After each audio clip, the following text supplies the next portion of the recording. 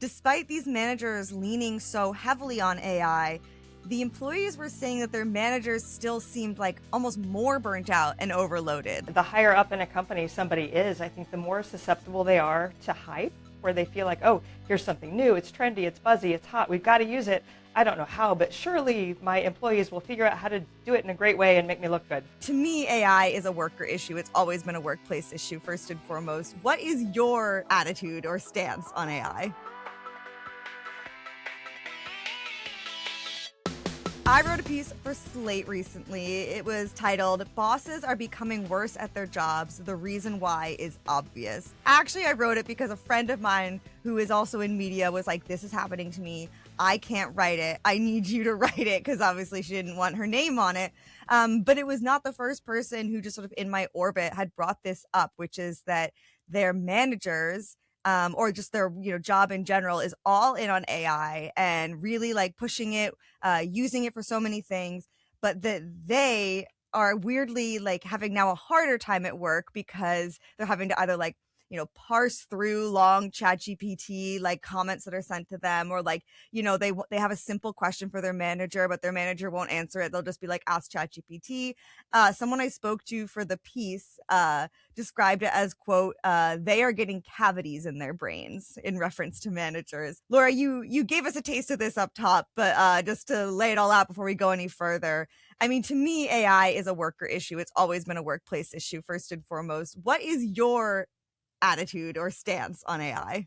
Yeah, so I loved your article and I loved the quotes, and so many people you talked to had like very vehement kind of human emotional frustration reactions to how their managers are kind of offloading their responsibilities onto generative AI, large language models. And yeah, I think it's a huge problem. We're certainly hearing about it a lot when people write into the Good Job column to ask for advice on how to deal with this. And I think it's not an accident that it seems like managers who are sort of abusing and overusing AI in kind of dumb or non-productive ways. And I think one thing that if you're not a manager, you might not realize, managers are typically not okay. They have a lot of pressure. They're typically not sufficiently trained for their responsibilities, and they get a lot of demands and criticism from the people that they report to and the people who report to them. And so in a way, I'm kind of not surprised that they just give up. If they feel either incompetent or overburdened, they just try to offload their jobs to ChatGPT or other large language models, and it just makes everything worse for everybody. A Gallup poll found that 44% of employees say their organization has begun integrating AI into their workflow. Only 22% say there's been any strategy for doing so, and even less have found any value in it. And then another interesting stat from Business Insider, which is citing another Gallup poll, so shout out Gallup, is that leaders are adopting AI at double the rate of individual contributors. So I imagine that means just sort of employees. Why do we think there's this disparity? Why are managers so much more eager to use it than just sort of regular people like you and I? Yeah, I think leaders, and the higher up in a company somebody is, I think the more susceptible they are to hype. I think typically their goals and objectives for the year will include something like being an innovator, adopting new technologies, experimenting, learning from failure, all this kind of corporate happy talk that is supposed to make them visionary. And I think there's a lot of FOMO, a lot of fear of missing out among corporate leadership, where they feel like, oh, here's something new, it's trendy, it's buzzy, it's hot, we've got to use it. I don't know how, but surely my employees will figure out how to do it in a great way and make me look good. One of the things I learned from reporting out this piece, which I thought I was not expecting, which is despite these managers leaning so heavily on AI, the employees were saying that their managers still seemed like almost more burnt out and overloaded. Like it wasn't making that problem better. Why do you think that is? Yeah, I think we're sticking people on this horrible hamster wheel from hell, where they think they can do things more quickly because they can just, ask ChatGPT and get some sort of answer. And therefore, why can't you just do more and more and more tasks in the same amount of time? So there's more to do, more to sort out, more to prioritize. while you're also having to clean up, answers that have hallucinations or just, biases, or not clean them up and then make, really embarrassing mistakes. And then of course there's this never ending chase for productivity that you get in a lot of corporate cultures, that's very dehumanizing and very bad for burnout and ultimately bad for productivity because your product is crap after a while. This idea of, oh, you're going to get like so much more done in the same amount of time, or like they'll take it a step further. I feel like I see AI advertised this way a lot. Like there's always this sort of mythical future in which humans are only going to work like 10 hours a week. And this technology is going to save it. And I had looked into this a little bit ago about this promise AI was making, because I think an early version that's often cited about this promise is from 1930. So this was just a twinkle in Satan's eye before AI was made. But the economist John Maynard Keynes wrote an essay. It was titled "Economic Possibilities for Our Grandchildren." And it predicted that, his grandchildren, thanks to automation and advances in technology, would allow for a 15-hour work week. And then obviously now you cut to, that would have been like the early 2000s. That's not the case. We're seeing the same promise was made, when it came to just like the web, email, remote work. I think probably had like a similar sort of selling point. AI, for sure, you can look. There's so many sort of people who coincidentally want you to buy their AI product, also saying that, you're only going to have what's like a 4-hour work week. Like it's going to change everything, but that never happens. All that does is, at least under capitalism, learns that why would you only work 4 hours a week when you could work your normal hours that you're already used to and just get more and more done. And there was sort of a study that the Harvard Business Review did that basically found that the more someone used AI to like make their work faster, the more work they ended up having to do. Like they were at work for longer hours. And so the boundaries were blurrier. So that's what I imagine is happening with managers, which then of course makes them more likely to outsource the little things. If I was really burnt out and had like exponentially the number of tasks on my plate because of AI, I do think the first thing to go would be like, if you have a dumb little question, ask ChatGPT, not me. You're right. We see this cycle over and over again. And of course, it would be possible for people to work fewer hours. There's endless research showing that universal basic income, could kind of free people from some of the shackles of the worst of capitalism. But yeah, I guess that's a discussion for another podcast. But yeah, I could go on.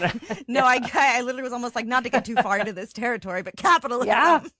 As the author of Slate's Good Job column, I wanted to go through, I thought it'd be apt if we went through and answered some of the dilemmas that are either in the piece or that were messaged to me that I didn't quite make it in, and some of the stuff I got after. I kind of have 3 ones that I thought spoke really well to just the current frustration. So I'll start with this example, which is basically representative of like, I would say 80% of the questions I got are the stories I was told. And I think it sounds like you get these too. But I'll just read this and we could talk about it. This is from a lawyer who wrote, "Lawyers are terrified about being replaced by AI. My firm is trying to get ahead of this by encouraging everyone to use various AI tools, including expensive legal-specific AI tools.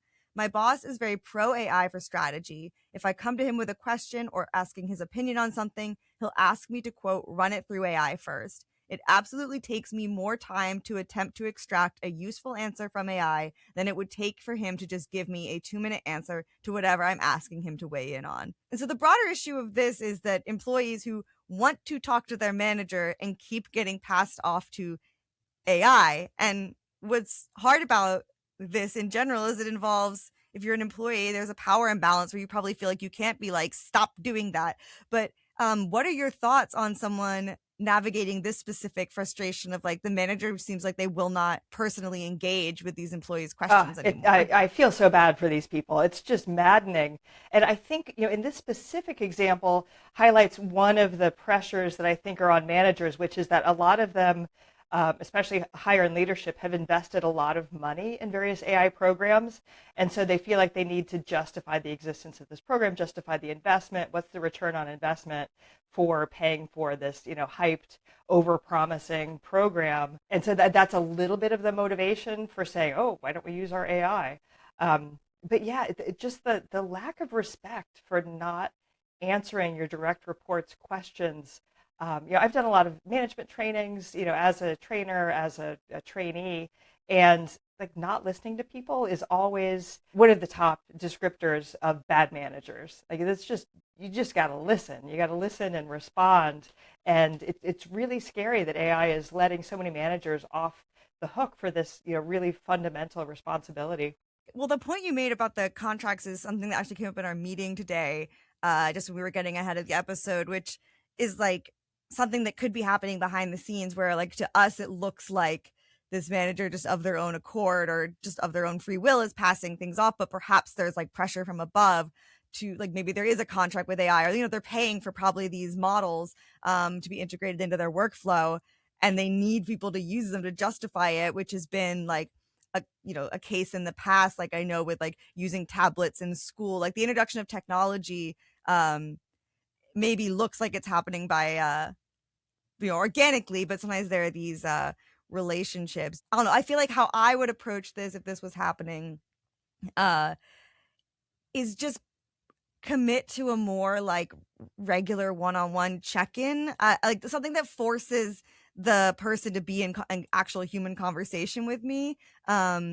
Whereas I think maybe over Slack or Teams, I'm not a Teams user, thank God, but I have heard her tell, I feel like it's easier there to sort of brush someone off than it is if you're actually looking at each other face to face or via Zoom Yeah, you're screen. absolutely right. And for anybody listening to this who has, is a manager or has a manager, absolutely a weekly one-on-one meeting is just essential for building that relationship and for, solving problems at an earlier stage before they get to be really serious and talking about things that are working well, not just the problems. So yeah, one-on-one meetings are a really good way to kind of build a relationship with your direct report or with your manager. And I think in this specific case where somebody keeps getting their manager saying, well, why don't you just ask AI? I think flattery is one approach you could take, which would be to say, gosh, boss, I'd take this to AI, but I think it's, this is kind of a delicate situation. I think you'd probably have a better answer than AI would. Yeah, I love that. Yeah. And it's also like not even flattery. It's Yeah. probably also true. Like just because AI really can't replicate these things. Okay, this is an interesting one. This is also, I would say, the sort of other big genre of complaints people had. This is someone who works in banking. This is also someone who is an ICYMI listener. So it was very fun to get this. So they wrote, my boss uses AI, specifically Copilot, probably 10 plus times a day. He is having it write daily result-oriented messages to both managers and our staff. He's having it write our weekly check-ins and goal-oriented tasks. He's using it in our performance reviews and encouraging us to as well for our employees. He's having us use it for customer outreach and market research. These are not company-imposed guidelines or requirements. This, in turn, is also creating very confusing and constantly changing expectations. There are lines bolded for urgency that were not an issue previously. These 5 paragraphs of information are daily, weekly expectations that are constantly changing. It is so easy for my boss to create these messages and send them out, but it is extremely overwhelming because I and my peers and my employees never know where to keep our focus. AI has taken out the friction of creating these expectations and is making it harder to actually focus on what matters most, helping my customers achieve their financial goals. LLMs have a tendency to really go on and to write with really flowery language and to really extrapolate. And so for this person and with other people, they're getting like these walls of text that are communicating like feedback or what they need to do. And it's really hard for them to figure out what are the most important parts of this and what is just like AI fluff. Oh, I feel so bad for people like this. This is a bad boss. We have kind of an informal collection of the Bad Boss Hall of Fame in the Good Job column, and this boss would definitely qualify. And so, the typical advice is, how much longer is this boss going to be in that role? Is there somebody else? Could they get a transfer? Because this doesn't seem like somebody who has the best interest of their direct reports or the company at top of mind at all. But I think that in the day to day, I would say give as much attention to these messages from the boss as the boss is putting into creating them, which is to say almost none. When you have a manager who's bad enough, you have to just sort of self-manage, set your own priorities, make your own decisions about what's important, and then write your own kind of self-evaluations to emphasize what you think is important, assuming that this boss is not going to really read or process whatever you share with them. But in a case like this, I think the bosses abdicated their responsibility, and so the employee should just kind of do things as they see fit. There's many things about this that perplex me, but this is one of them. It's like, I would imagine this boss's boss, I don't think they should be happy about this, because one of the reasons you assume a person was hired to be a manager is because of their discernment and their problem solving and their like ability to give feedback. And so when it's being fed into like a chat GPT, that bot has no knowledge of the workplace, of like the history of the people involved, of everyone's specific roles. And so it's also very generic. I'm a big fan of giving people just sort of in general the energy they give you. And so yeah, keeping on top of yourself. But yeah, why would you don't spend like days agonizing over these directives when like the person like making them probably like put a few sentences into ChatGPT and hit enter. And then the other detail in that specific case is using AI for performance evaluations. Surely I would hope that is against company policy. I mean, that's something that could really harm the employees, because performance evaluations are typically linked to promotions and raises and job security. So this might be a human resources issue. So I would recommend that somebody just check with the human resources department and say, is this how we're supposed to be doing performance evaluations? Are you aware that this is happening? That's actually a really good note, because this is not the only person who sent in saying their performance reviews were done via ChatGPT. But to be fair to managers, I wanted to include for our last one a response that was sent to me by a manager, because I don't think everyone in this role using AI is doing so maliciously or even because they want to. This person said that they have a $200 a month Claude subscription. They blow through their usage every day. They write, as much as I think I get 10 people's worth of work done daily, it's only ramped up the expectations. Plus, we've been laying people off, which makes me feel extremely guilty. And so part of that speaks to what we were talking about earlier, which is they've used these tools to accomplish more, and all that's done is put more on their plate. The expectations are higher. What could a manager do if they want to change this dynamic? Yeah, that's really tricky. And of course, the manager has responsibilities managing down to their own direct reports, but they have to do a lot of managing up to their boss, to the board, to the CEO, whoever. And the higher up you get, typically, and to completely overgeneralize, but pyramid structure, the higher up you get, typically the more invested people are in the latest, newest, innovative. Kate, I'll have you know, it's revolutionary using AI at work. As you showed from those Gallup polls, they tend to be more bought in. And so it makes it really hard for a manager to express concern up the org chart to people who have even more power than they do. And yet, it is their job as a manager. Part of their job as a manager is to protect their people and to object to layoffs, not simply on a moral or ethical ground, but to kind of translate their concerns into kind of long-range forecasts for the health and profitability and productivity of the company. And to say, if we lose this much institutional knowledge, we'll be even more vulnerable, we'll be more reliant on AI. We need to maintain our own knowledge base, our own distinctiveness.